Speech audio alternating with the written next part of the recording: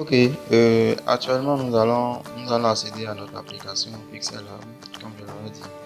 Nous allons essayer de faire un cachet numérique. Je vais dire, il y en a de deux sortes qui sont vraiment populaires.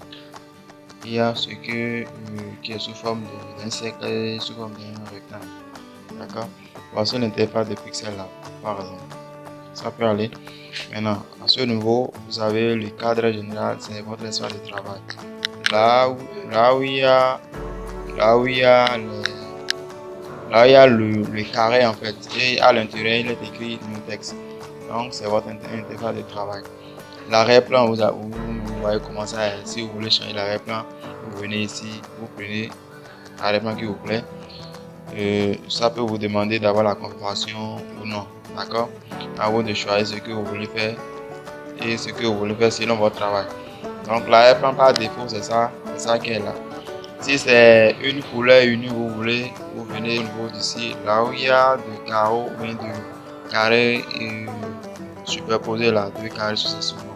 Vous venez là, couleur, vous venez, vous laissez au niveau des dégradés. Puisque c'est pas une arrière-plan dégradé vous voulez. Donc vous voulez là, vous allez voir, l'arrière-plan s'est changé. Ça s'est changé, ainsi de suite. En tout cas, vous défilez puis vous choisissez la couleur qui vous plaît au fait. Ça peut aller. Donc on ne va pas là encore. Maintenant, vous allez voir que quand vous cliquez dans l'espace libre et dans un espace vide, il y a le carré qui encercle le test la part. Donc une fois que ça part, vous ne pouvez effectuer aucune opération sur le contenu du test, à moins que vous sélectionnez ça d'abord. Maintenant, quand vous allez sélectionner, vous allez constater quand vous allez venir au niveau de A qui est en bas ici, A ici, vous allez constater que la barre d'outils la change immédiatement. Il y aura plusieurs fonctions qui vont venir là. Vous voyez, on va faire encore un autre essai. On clique dans le vide et puis on va voir le rectangle qui entoure le texte est parti. Maintenant, vous venez au niveau de A, vous voyez, il n'y a que deux choses, texte et puis citation. D'accord? Maintenant, quand vous allez choisir et le texte, vous avez vu que plusieurs fonctions sont venues. Là, vous allez choisir en fonction de ce que vous voulez. Là, ils ont écrit et éditer par exemple, vous entrez là. C'est quand vous voulez écrire quelque chose, un texte au niveau de votre espace de travail. On n'est pas ce qui est là, puis on s'écrit et on écrit ce qu'on veut. Par exemple, bonjour. Bonjour, comment tu vas? Comment tu vas? Super. Vous voyez, bonjour, comment tu vas venir dans notre espace de travail. Si on veut, on peut allonger ça un peu. Vous voyez, le point qui est au niveau de la droite ici, c'est juste pour allonger. Vous voyez, vous pouvez aussi réduire en mettant la main ou bien en orientant le point également. Vous voyez, à ce niveau, c'est juste pour élargir. Vous voyez. Maintenant, ce que est en bas du rectangle du carré sous forme de demi-cercle, là, vous allez voir, ça c'est pour orienter ou bien prendre un angle donné pour votre test ou votre contenu. D'accord? Maintenant, ça c'est éditer. C'est au niveau de supprimer. Si vous voulez supprimer un élément, par exemple, vous sélectionnez. Rassurez-vous d'abord que l'élément est sélectionné. Maintenant, comment savoir si l'élément est sélectionné? Si l'élément est sélectionné, c'est que il y aura un cadre ou bien un rectangle qui va entourer l'élément. Par exemple, ce qui est ici. D'accord? Si c'est sélectionné là, vous pouvez supprimer ça. Là, vous voyez, vous cliquez sur supprimer et puis ça part. Si vous voulez faire revenir ça, vous allez constater en haut ici quelque part. Là, ils ont écrit Pixel Lab là. Après Pixel Lab, après justement Pixel Lab, il y a une flèche courbée. Vous allez cliquer sur la flèche courbée pour pouvoir faire revenir ce qui vient de passer. Vous voyez? Super. Comme ça, le test est revenu. Maintenant, au niveau de ce qui est supprimé, c'est copier. Si vous voulez copier en 2 exemplaires ou 23 exemplaires, l'objet que vous êtes en train de traiter, vous venez sur copier. Vous voyez, un autre élément c'est copier. D'accord? Pour supprimer, vous venez au niveau de supprimer ici ou bien en bas et en haut ici. D'accord? Ça demande d'avoir la confirmation. Ça demande d'avoir la confirmation. D'accord? Maintenant, on sélectionne notre élément à nouveau et puis on continue notre opération. En avant, en arrière, ça ne nous concerne pas pour le moment. Avec le temps, nous allons revenir là-dessus. Maintenant, au niveau des positions, c'est que vous allez voir, quand je prends mon doigt et que je mets sur l'objet, je peux défiler l'objet sur l'espace de travail comme je veux. D'accord? Maintenant, peut-être l'objet est très petit, trop petit, si bien qu'en déplaçant, ça peut se faire disparaître. Quand c'est comme ça, comment vous allez vous arranger? Vous sélectionnez l'objet toujours. Vous venez au niveau des positions. D'accord? Il y a 4 flèches là. Il y a 7 flèches. Il y a 7 flèches. Il y a 7 flèches. Il y a 7 flèches. Donc, vous allez orienter l'objet selon la flèche. D'accord? Si vous voulez orienter l'objet vers le droit, vous venez au niveau de la flèche, dans le bout cherche et le côté droit. D'accord? Vous allez voir. Super. Vous voyez comment ça se manipule. Ok, on retourne. Si la vitesse ne vous plaît pas, vous pouvez augmenter la vitesse en augmentant au niveau de plus. C'est-à-dire la vitesse de déplacement en fait. Donc si ça ne vous plaît pas, bon, vous pouvez amener votre doigt au niveau du point de la ligne là et puis vous glissez de gauche à droite pour pouvoir voir la vitesse qui vous plaît. On a augmenté la vitesse de déplacement. On va essayer de déplacer l'objet ou bien l'élément vers le bas. Vous voyez que c'est encore plus rapide que ce qu'on faisait. Maintenant, on diminue, on envoie l'élément vers le haut. Vous allez voir, ouais, c'est très lent, très lent, très lent. D'accord, donc c'est en ça la position est importante. Maintenant, on a la position relative. Supposons maintenant que l'objet est au milieu. D'accord? L'objet est au milieu. Vous voulez faire un déplacement rapide, vous venez au niveau de position relative. Vous cliquez, en même temps ça vous descend l'élément vers le bas, selon votre souhait. Donc, il y en a des flèches là. D'accord? Les flèches qui sont là vous orientent, en fait. De sorte que si vous voulez orienter ou bien vous voulez déplacer votre élément ou bien votre objet vers la gauche, vous appuyez sur la flèche qui est au niveau de la gauche ici. D'accord, ça part. Si c'est plus haut, ici. Si vous voulez descendre ça complètement, vous appuyez ici. Ainsi de suite, si c'est que vous voulez centrer, vous appuyez là. Ainsi de suite. D'accord? Donc, à vous de voir l'opération que vous voulez effectuer pour pouvoir appuyer sur les objets ou bien sur les outils de travail. Maintenant, au niveau de la taille est là. Supposons nous avons taille 42, la taille qui est là ne nous plaise pas. On va essayer d'augmenter la taille. Vous augmentez la taille soit moins, soit plus. D'accord? Vous choisissez la taille qui vous plaît. Ça peut aller. Donc, padding, vous allez voir, ça donne de l'espace en fait. C'est comme aussi au niveau du CSS. D'accord? Donc, c'est un peu ça. Quoi encore? La couleur. Vous allez constater avec moi que la couleur de l'écriture est blanche. D'accord? La couleur blanche ne nous plaît pas. On veut la couleur noire, la couleur rouge, la couleur bleue, la couleur verte. En tout cas, ça dépend de la couleur dont vous voulez. Vous venez au niveau de couleur. Vous cliquez sur couleur. Vous allez voir en bas, il y a des couleurs qui ont apparu. D'accord? Vous défilez selon votre goût, bien selon votre choix. Vous choisissez une couleur. Par exemple, je prends la couleur rouge. Vous voyez? L'écriture ou bien l'objet qui est ou bien dans notre espace de travail a changé immédiatement. Vous avez vu, on prend la couleur noire, ça a changé, on défile encore, on prend une autre couleur, ainsi de suite. D'accord? Vous choisissez la couleur que vous voulez. Maintenant, si la couleur que vous voulez n'est pas parmi les couleurs proposées ici, vous venez là, il y a plus. D'accord? Vous voyez? Et là, vous pouvez carrément orienter ou bien donner la couleur que vous voulez à votre objet. Vous voyez, vous allez constater que en haut ici, au fur et à mesure qu'on bouge les points, le rond là, la couleur du haut aussi s'adapte. Donc c'est un peu ça. Bon, après toute opération, vous venez ici. Au niveau de votre droite, en bas, vous allez constater qu'il y a deux objets là, qui est croix en bas et en haut, il y a quelque chose comme on coche sur OK. D'accord? Vous cliquez sur ça pour pouvoir choisir ou bien pour pouvoir adapter ce que l'objet à votre choix.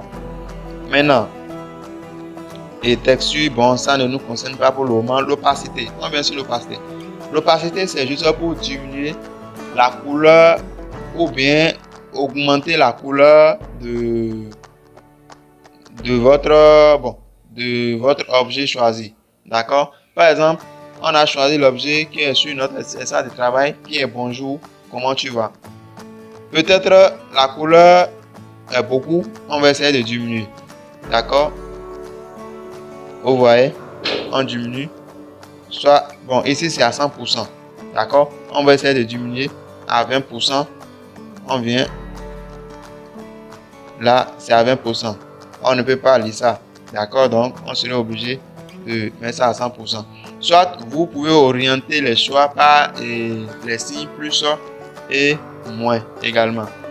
Activer, bon, ça ne nous regarde pas pour le moment. On vient d'en tourner. Bon, tourner, si vous ne voulez pas utiliser, vous allez constater sur l'objet qui est dans notre espace de travail. Il y a un petit cercle. J'ai dit au départ que le cercle permet de tourner ou bien de prendre un angle donné à notre objet choisi. D'accord? Ici, vous n'avez pas besoin d'aller cliquer ou bien de tourner par l'élément qui est là-bas. Vous venez au niveau de l'angle ici, vous choisissez, vous défilez. Je sais que vous choisissez ou bien vous adaptez à l'angle qui vous plaît. Ok. Maintenant, masquer ne nous regarde pas pour le moment. Nous allons en revenir là-dessus. Mais pour le moment, ça ne nous regarde pas. La police. C'est comme au niveau de Word aussi, hein. Au niveau de Microsoft Office, nous avons la police. On peut charger la police que nous voulons pour pouvoir travailler. Donc ici, on va prendre une police quelconque. On prend abri face to face, abri face régulier. Au fur et à mesure, vous allez constater que quand on choisit une police, la phrase en haut s'adapte immédiatement à la police choisie. Vous voyez? On a choisi une autre police, on choisit ce qui est en bas. Vous allez voir, le texte ou bien la phrase s'adapte immédiatement. D'accord? Ici, il y a police. Là, ils ont mis mes polices, on vient là. Ça, c'est si vous avez vu une police en ligne ou bien sur le net et que vous voulez télécharger vous allez télécharger la police. Vous pouvez venir installer la police dans votre application. Ressent, bon, ce sont les polices que nous avons récemment utilisées. D'accord? Donc ici on prend quelle police? On prend Abril Face Regular. Bon, je ne suis pas trop bon en anglais, donc vous allez me permettre que je lise de la sorte. On vient ici en bas, on clique sur OK. D'accord? Vous allez voir que notre police s'est adaptée. Maintenant, on vient sur style B. Vous voyez, bon, genre, on veut mettre en gras. Vous voyez, on veut mettre en gras. On veut mettre en italique. Et là, c'est italique. B, là, c'est en gras. Et italique. U, là, c'est pour souligner. D'accord? Le T qui est barré, c'est juste pour dire que le texte n'est plus souligné. Ça peut aller. Donc, c'est un peu ça. Au niveau de courbe, ça, c'est si on veut faire une courbe avec ce que nous avons écrit. Par exemple, on va faire un choix et puis vous allez voir avec moi ce qui va se passer. On va orienter la courbe vers le signe plus et vous allez constater que au fur et à mesure que ça va vers le signe plus, le texte prend une forme de courbe. D'accord? Si on oriente vers le signe moins, vous allez voir, ça prend une forme de courbe également. mais cette fois-ci, c'est opposé à la première forme que ça a pris. D'accord? On vient, on met ça au niveau de 0. Super. OK. Donc, arrière-plan, ça, je ne regarde pas. Alignement, bon, ça, c'est juste pour pouvoir centrer. Hein. Si vous voulez, vous pouvez centrer ce que vous voulez ou bien justifier. Comme on le fait souvent aussi dans Word. Souvent, c'est quand il y a beaucoup de textes qu'on fait ça. Espacement. Bon, vous allez voir que peut-être ce que nous avons écrit, les lettres sont trop collées entre eux. Donc, pour pouvoir les décoller, on vient au niveau de l'espacement. Arrivé au niveau de l'espacement, ici, on a moins, on a plus. Si on veut augmenter de l'espace, on vient vers plus. D'accord? On augmente de l'espace en appuyant sur plus. Maintenant, si on veut diminuer, on diminue en appuyant sur moins. Vous allez voir. Voilà.